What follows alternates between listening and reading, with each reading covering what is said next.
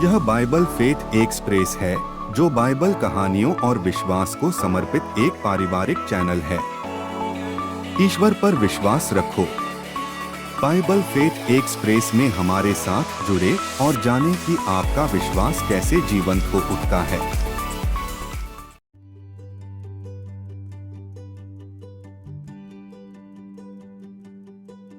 वह अपने जन्म से पहले ही चुना गया था, ईश्वर की आत्मा से सशक्त, सेनाओं से भी ज्यादा शक्तिशाली, राष्ट्रों द्वारा भयभीत। लेकिन कोई भी व्यक्ति चाहे कितना भी शक्तिशाली क्यों न हो, ईश्वर के प्रति समर्पण के बिना वह कमजोरी के समान है। यह शिमशोन की सच्ची कहानी है, जिसे ईश्वर ने असाधारण शक्ति प्रदान की थी, जो बेपरवाह प्रेम और हृदय विदारक विश्वासघात का धनी था। लेकिन उसके पतन में भी परमेश्वर ने उसे मुक्ति प्रदान की। चलिए समय में पीछे चलते हैं, जब इस्राएली 40 साल तक पलिश्तियों के शासन में थे। जी हाँ, 40, 4 नहीं, 14 नहीं, 40 साल तक पलिश्ती सरदार आपको बताते रहे कि क्या करना है और क्या नहीं, और शायद आपकी अपनी जमीन का बहुत ज्यादा किराया वसूलते रहे। सोरा की शांत पहाड़ियों में दान गोत्र का मानोह और उसकी पत्नी रहते थे। हालांकि उनकी शादी को काफी समय हो गया था, फिर भी उनके कोई संतान नहीं थी, क्योंकि मानोह की पत्नी बांझ थी। एक दिन जब वह अपने काम से बाहर जा रही थी, तो अचानक एक खेत में बैठे हुए प्रभु का एक दूत उसके सामने प्रकट हुआ। देवदूत दीप्तिमान, बधाई हो, आपको बेटा होने वाला है। वह इस संदेश से इतनी आश्चर्यचकित हुई कि वह मुश्किल से बोल सकी, लेकिन कांपते होठों से उसने फुसफुसाते हुए कहा, यह मैं हूं, मुझे पता है, मुझे पता है। तुम बच्चे पैदा नहीं कर पाए हो, लेकिन जल्द ही यह बदल जाएगा। बस इतना ही, तुम शराब मत पीना, अशुद्ध चीजें मत खाना, और उसके बाल काटने के बारे में सोचना भी मत। यह लड़का परमेश्वर का खास सेवक होगा, जन्म से नाज़ीर। वह इस्राएलियों को पलिश्तियों से छुड़ाना शुरू करेगा। मनोहा की पत्नी अभी भी सोच रही थी। वह मनोहा को ढूंढने के लिए दौड़ती है, जो उसकी कही बातों से थोड़ा चकित है। क्या कोई फरिश्ता तुम्हारे सामने प्रकट हुआ था? क्या उसने तुम्हारे लिए कोई निर्देश छोड़े थे? हाँ, मैं कोई भी अशुद्ध चीज नहीं खाऊंगा, मैं शराब नहीं पीऊंगा, और हम जन्म के समय बच्चे के बाल नहीं काटेंगे। हे प्रभु, हमें फिर से वह दूत भेजो। परमेश्वर ने उसकी प्रार्थना सुनी, और दूत उसकी पत्नी के सामने फिर प्रकट हुआ। वह मानोह को बुलाने गई, और स्वर्गदूत ने उन्हें संदेश दोहराया। 9 महीने बाद मानोह की पत्नी ने एक बेटे को जन्म दिया। उन्होंने उसका नाम शिमशोन रखा। वह लड़का बड़ा होकर हृष्ट-पुष्ट और बलवान हुआ, और उसके बाल बहुत लंबे हो गए। बचपन से ही परमेश्वर की आत्मा उसमें काम कर रही थी।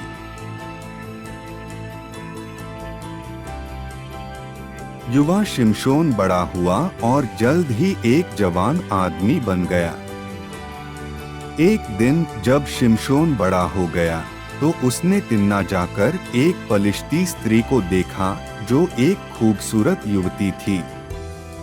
उसे यकीन हो गया कि उसने दुनिया की सबसे खूबसूरत लड़की देख ली है, और वह उसे हर कीमत पर पाना चाहता था। सैमसन घर में घुसते हुए, माँ, पापा, मैं इस दिन को जिंदगी भर नहीं भूलूंगा। मैंने दुनिया की सबसे खूबसूरत लड़की देखी और उसने मुझसे कहा कि मैं अब तक का सबसे खूबसूरत आदमी हूँ। मैं उसी से शादी करने वाला हूँ। वह एक फिलिस्तीनी है। मनोआ लगभग घुटते हुए। एक पलिश्ती, मेरे बेटे, क्या तुम्हें कोई अच्छी इस्राएली लड़की नहीं मिल सकती? हम जानते हैं कि उनमें से बहुत सी तुमसे प्यार करती हैं, जैसे मरियम। नहीं, वही है। मेरा विश्वास करो, यह एकदम सही जोड़ी है। जब तुम उसे देखोगे तो तुम्हें यकीन हो जाएगा कि वही तुम्हारे लिए है। उसे मुझसे ले लो। वे नहीं जानते थे कि परमेश्वर शिमशोन के मूर्खतापूर्ण निर्णयों के माध्यम से भी कार्य कर रहा था। अपने होने वाले ससुराल वालों से मिलने जाते हुए सैमसन पर एक शेर हमला करता है। जी हाँ, शेर, कोई आवारा बिल्ली नहीं। तिम्ना का रास्ता अंगूर के बागों और पथरीली पहाड़ियों से होकर गुजरता था। सूरज चमक रहा था, लेकिन बेलों के नीचे की परछाइयां लंबी और ठंडी थीं। शिमशोन अकेला चल रहा था। उसके पैरों के नीचे बजरी और दूर से मधुमक्खियों की भिनभिनाहट की ही आवाज सुनाई दे रही थी। अचानक हवा जम गई। एक झाड़ी के पीछे से एक धीमी, कर्कश दहाड़ ने सन्नाटा तोड़ा। सैमसन ठिठक गया। एक शेर साए से बाहर निकला, युवा पर पूरी तरह से विकसित। उसकी सुनहरी अयाल में बाल खड़े थे और उसकी आंखें भूख से जल रही थीं। सैमसन अपनी सांस रोककर आंखें चौड़ी करके, बहुत अच्छा प्रभु। यदि सहायता मांगने का कभी अच्छा समय है तो वह अभी है। शेर दहाड़ा। उसकी मांसपेशियां उसके हमले से हिल उठीं। शिमशोन का दिल तेजी से धड़क रहा था, लेकिन उसी पल उसके भीतर कुछ उमड़ पड़ा, एक ऐसी शक्ति जो उसकी अपनी नहीं थी, हवा जैसी प्रचंड शक्ति। प्रभु की आत्मा उस पर प्रबलता से प्रवाहित हुई। शेर झपटा। सैमसन एक तरफ हट गया, उसकी अयाल पकड़ी और नंगे हाथों से शेर से जूझने लगा। दोनों धूल भरी जमीन पर गिर पड़े। उनके पंजे सैमसन की बाह को खरोंच रहे थे और उनके दांत खतरनाक तरीके से कांप रहे थे। सैमसन दांत पीसते हुए आज नहीं। उसने अपने पैर जमाए, घूमा और अपनी उस ताकत से जिसका उसे अंदाजा भी नहीं था, शेर को किसी बच्चे की तरह आसानी से चीर डाला। हवा में संघर्ष की गूंज थी, हाँफते हुए धूल, फिर सन्नाटा। शिमशोन लड़खड़ाता हुआ पीछे हटा, उसके हाथ कांप रहे थे। वह बेजान शेर को देखता रहा, स्तब्ध, बेदम और थोड़ा सदमे में। सैमसन धीमी आवाज में खुद से ऊपर देखते हुए, धन्यवाद प्रभु। यह कुछ खास था। उसने इधर उधर नजर दौड़ाई ताकि पता चल सके कि किसी ने उसे देखा तो नहीं है। एक पल की राहत के बाद वह अपने रास्ते पर चल पड़ा। उसने इस छोटे से रोमांच को अपने तक ही सीमित रखा। आखिरकार मैंने एक शेर को मार डाला, कोई आम खाने की मेज पर होने वाली बातचीत नहीं है। बाद में उसी रास्ते से घर लौटते समय उन्होंने देखा कि मधुमक्खियां शेर के शव में शहद बना रही थीं। अच्छा, ऐसा किसने सोचा होगा? वह थोड़ा शहद लेता है, उसे चबाता है, थोड़ा घर ले जाता है और अपने माता पिता के साथ बांटता है, मृत शेर का विवरण छोड़ देता है।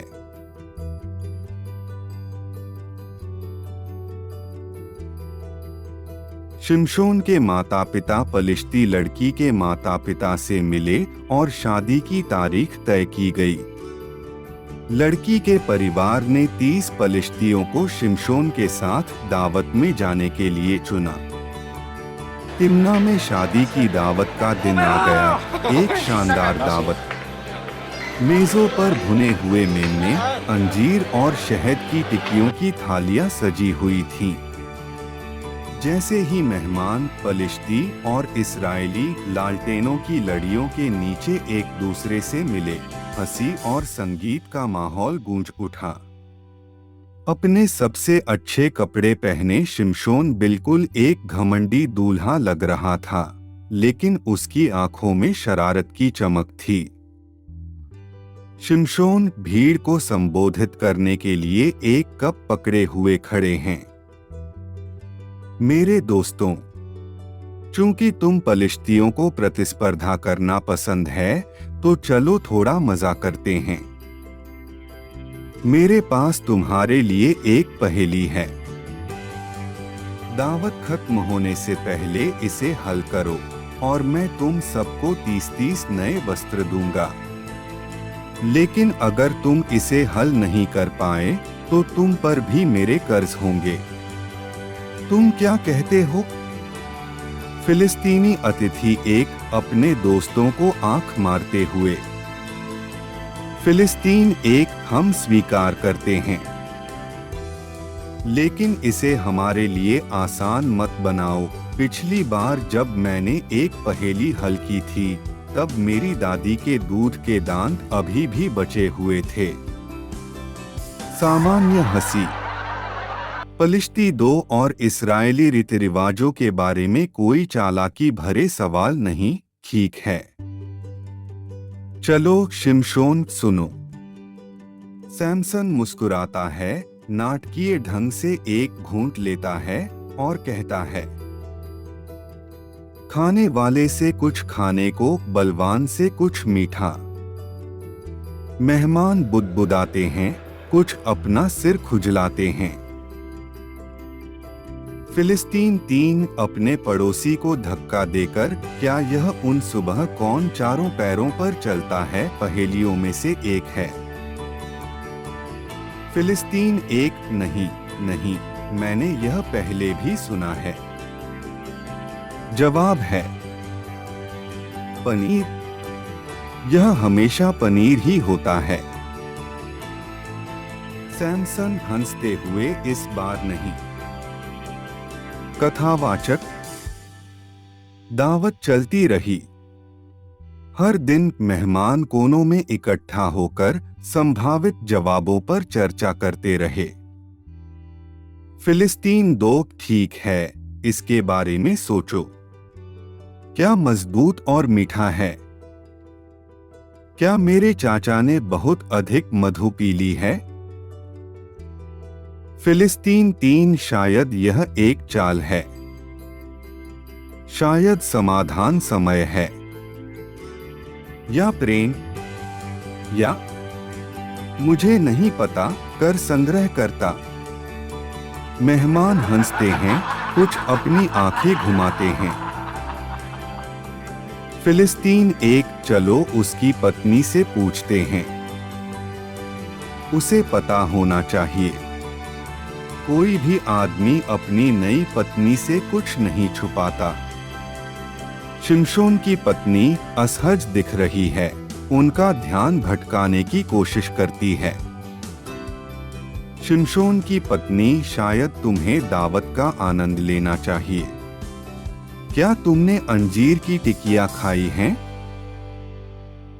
शिमशोन की पत्नी, बाद में शिमशोन के साथ अकेली। शिमशोन की पत्नी, नाराज होकर, तुम मुझसे प्यार नहीं करते। अगर तुम मुझसे प्यार करते, तो मुझे जवाब देते। तुमने मेरे लोगों से एक पहेली पूछी, लेकिन तुमने मुझे जवाब नहीं दिया। सैमसन चिढ़ाते हुए। मैंने इसके बारे में अपनी माँ या पिता को भी नहीं बताया। शिमशोन की पत्नी, लेकिन मैं तुम्हारी पत्नी हूँ। क्या मैं तुम्हारे लिए तुम्हारे माता पिता से ज्यादा महत्वपूर्ण नहीं हूँ? कथावाचक। दिन बीतते गए। शिमशोन की पत्नी रोती रही, गिड़गिड़ाती रही और विनती करती रही। उसकी आंखें आंसुओं से लाल हो गईं, जब तक कि शिमशोन इसे और सहन नहीं कर सका। ठीक है, ठीक है। ये रहा राज। मैंने एक शेर को मारा और बाद में मुझे पता चला कि मधुमक्खियों ने उसकी लाश में शहद बनाया था। खाने वाले शेर से खाने के लिए कुछ निकला शहद। कथावाचक। जैसे ही शिमशोन ने सच कहा, वह पलिश्ती मेहमानों की ओर दौड़ी। पलिश्ती दो धीमी आवाज में, क्या तुम्हें मिल गया? हमें बताओ, तुम्हें मिल गया? शिमशोन की पत्नी फुसफुसाते हुए, यह शहद है। शेर का शहद। पलिश्ती एक शेर। यह कौन सी पहेली है? फिलिस्तीन तीन शश, बस आश्चर्यचकित होने का नाटक करो। आखिरी दिन। जैसे ही सूरज डूबा, मेहमान सैमसन के चारों ओर इकट्ठा हो गए और सहज दिखने की कोशिश करने लगे। पलिश्ती एक अतिरंजित आत्मविश्वास के साथ, शिमशोन, हम सोच रहे थे, शहद से अधिक मीठा क्या है? और शेर से अधिक शक्तिशाली क्या है? शिमशोन का चेहरा काला पड़ जाता है। उसे तुरंत सच्चाई समझ आ जाती है। यदि तुमने मेरी बछिया के साथ हल नहीं चलाया होता, तो तुम मेरी पहेली हल नहीं कर पाते। फिलिस्तीन दो मुस्कुराते हुए, सौदा तो सौदा है। कथावाचक। इस विश्वासघात से गुस्से से जलता हुआ शिमशोन दावत से बाहर निकल जाता है। मेहमान एक दूसरे की पीठ थपथपा रहे हैं, अपने नए कपड़ों के रंग पर चर्चा कर रहे हैं और शिमशोन की पत्नी उदासी से भरी आंखों से सब देख रही है। दिन भर की दावत का क्या बचा है? बिखरी हुई शराब, आधे खाए हुए केक, मेहमानों की हंसी फीकी पड़ रही है क्योंकि रात में सैमसन के कदमों की आवाज गूंज रही है।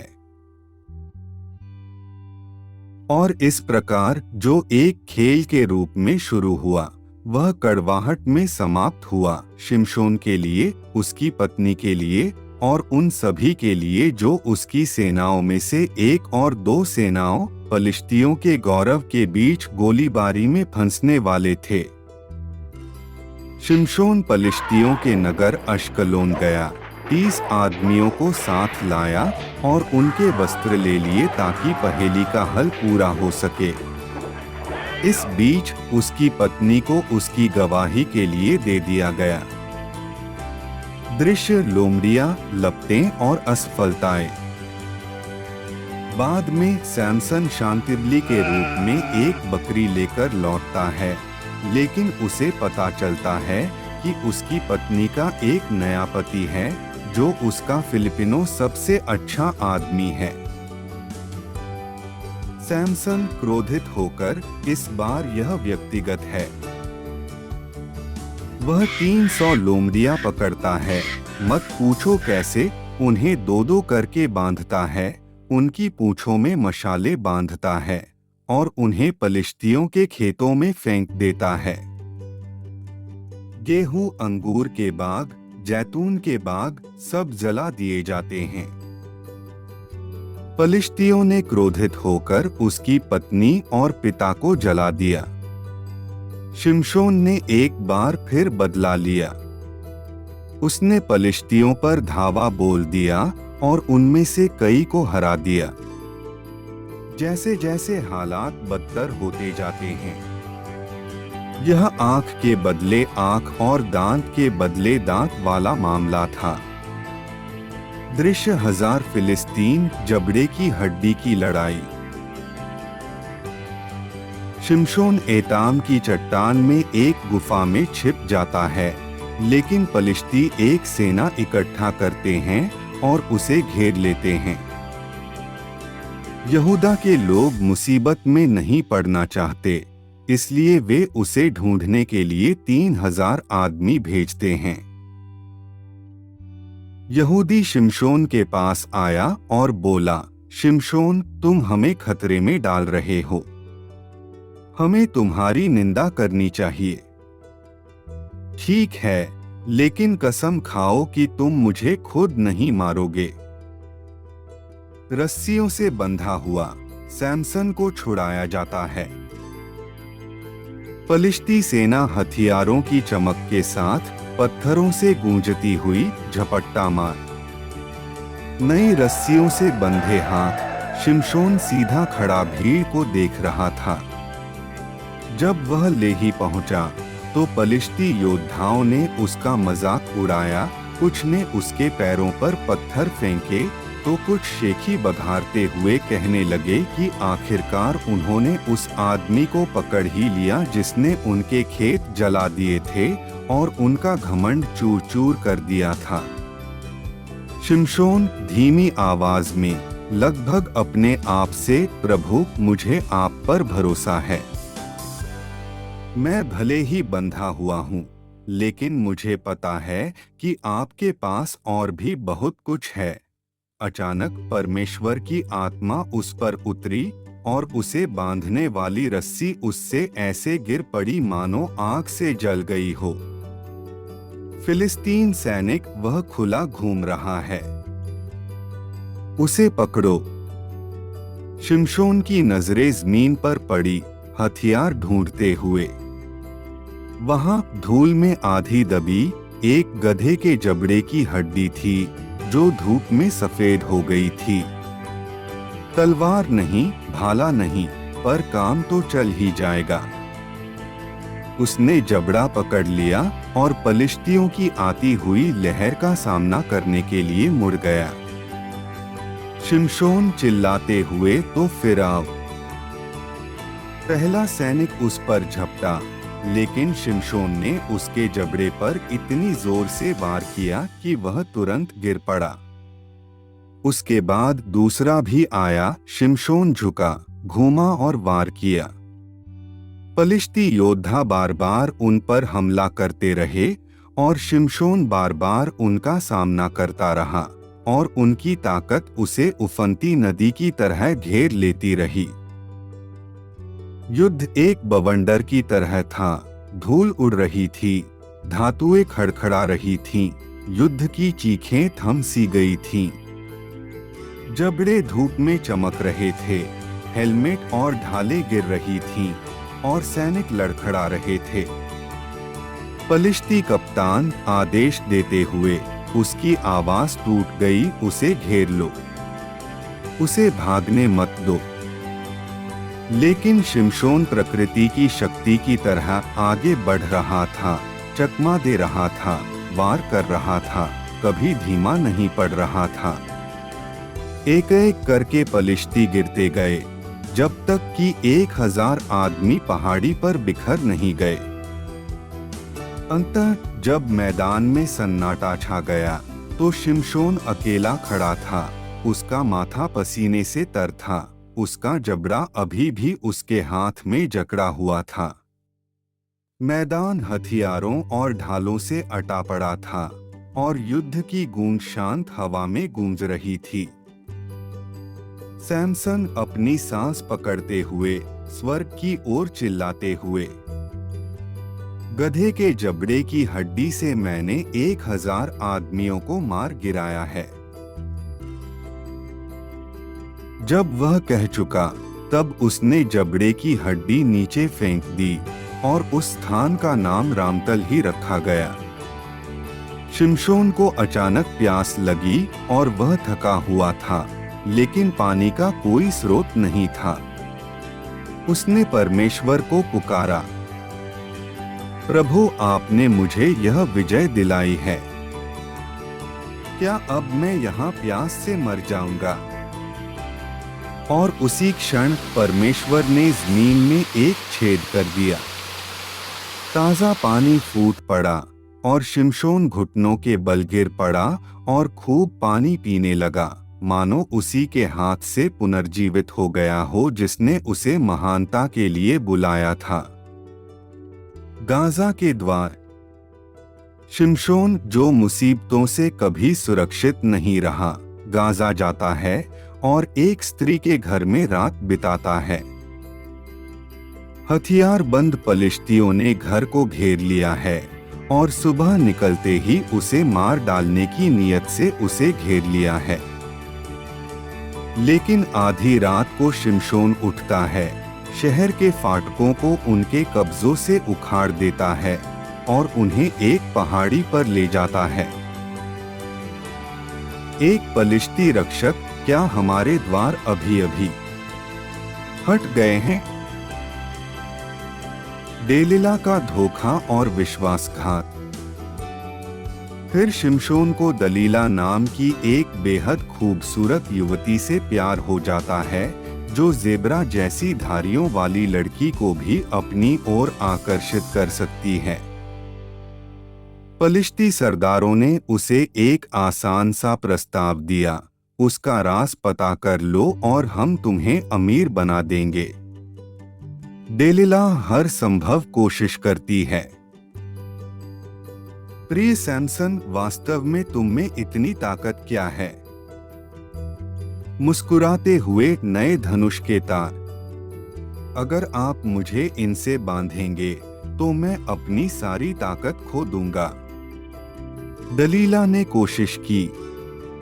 शिमशोन शायद झपकी ले रहा होगा, क्योंकि उसने उसे नए धनुष के तांतों से बांध दिया था।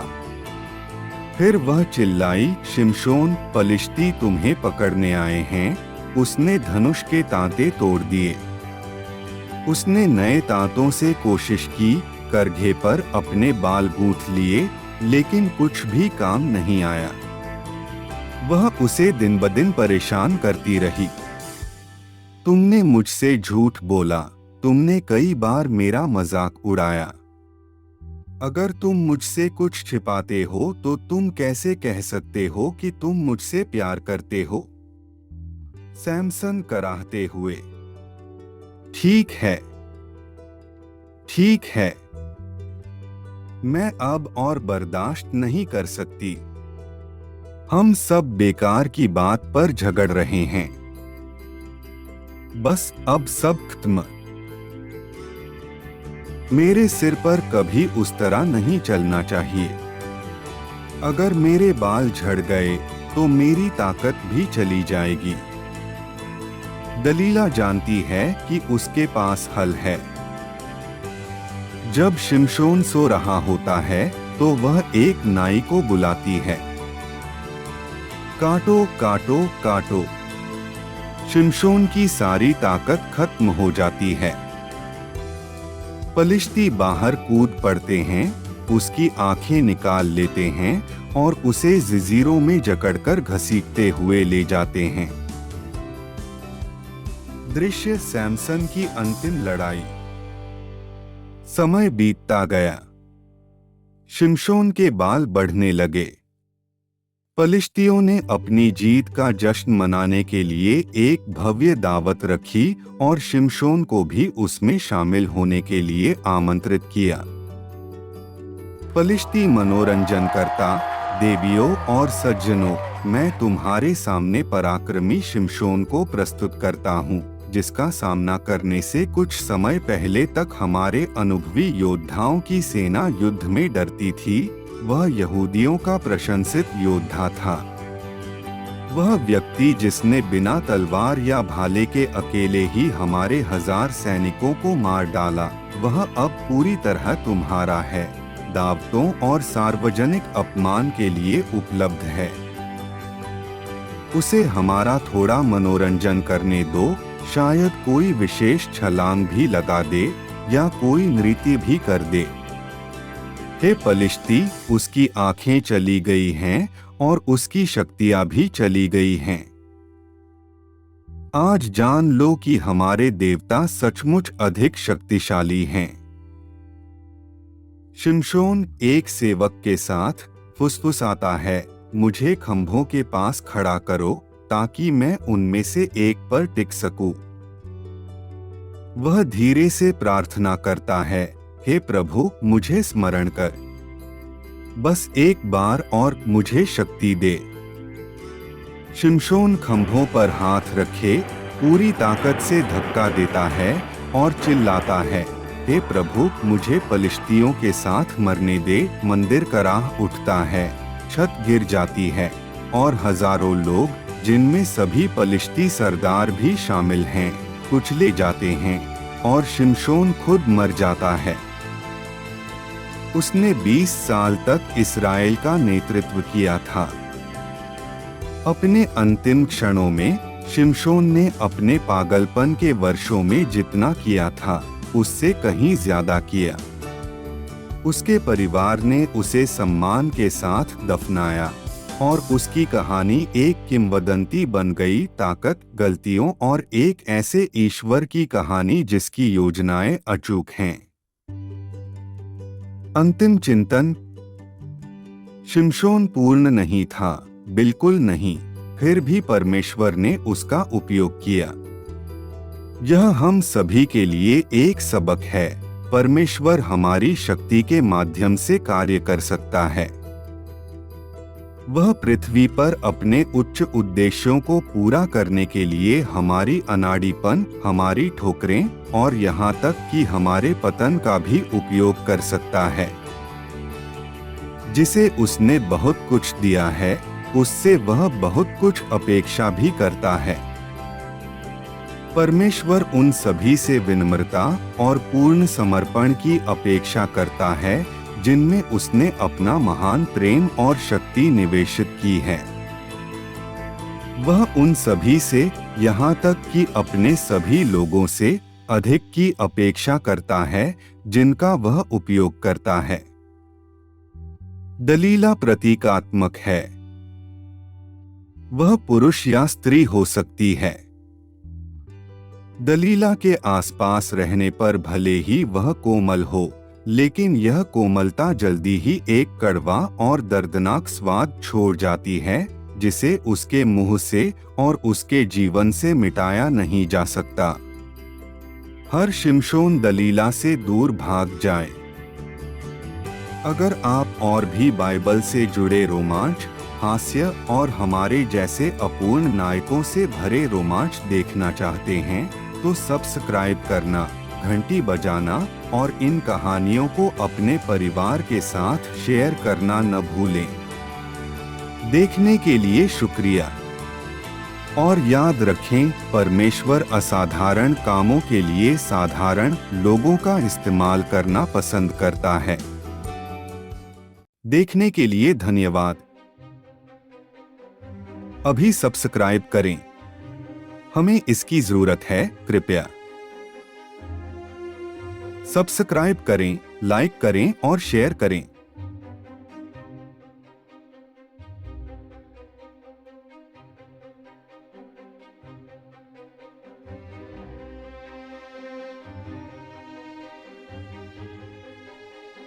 बाइबल संबंधी आस्था की अभिव्यक्ति देखने के लिए धन्यवाद।